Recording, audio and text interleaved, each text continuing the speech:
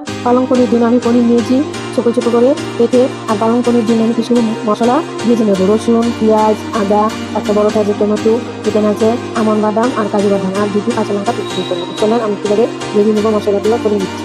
তো বন্ধুরা, কড়াই বসিয়ে দিয়েছি, তেল দিয়ে দিয়েছি, তেল গরম হয়েছে। এখন আমি পনিরগুলো ভেজে নেবো।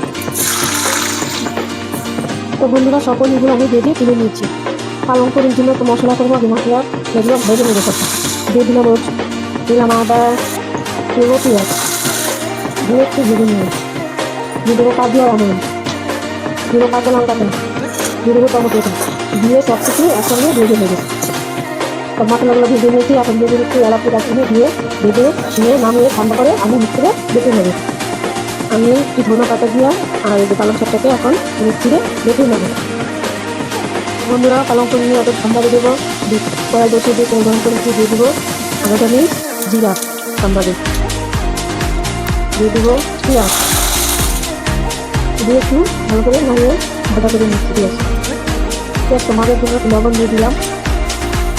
পেঁয়াজটা ভেজে নিয়েছি। দিয়ে দেবো ধনিয়ার গুঁড়া, দিয়ে দেবো জিরার গুঁড়া, দিয়ে দেবো হলুদের গুঁড়া, দিয়ে আমি একটু কষিয়ে নিই। মশলাটা আমি কষিয়ে নিয়েছি। এখন দিয়ে দেবো পালং শাক নিয়েছি। এখন দিয়ে দেবো এই যে ভেজেছিলাম মশলাটা, এটা হচ্ছে বেশি নিয়েছি, দিয়ে দিলাম। দিয়ে ভালো করে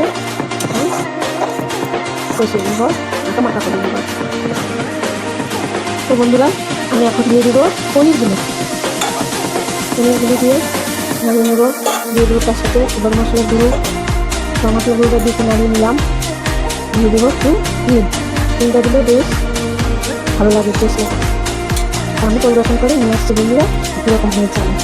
বন্ধুরা, আমি পরিবেশন করে নিয়ে এসেছি পালং পনির। তার সঙ্গে আমি একটু দিয়ে দেবো একটু ডিম, পরিবেশন একটু দিয়ে দিলাম। তো বন্ধুরা, কেমন হয়েছে আমার পালং পনিরটা? যদি ভালো লাগে আমার ভিডিওগুলো লাইক কমেন্ট করে ফলো করে সাবস্ক্রাইব করে পাশে থাকবেন।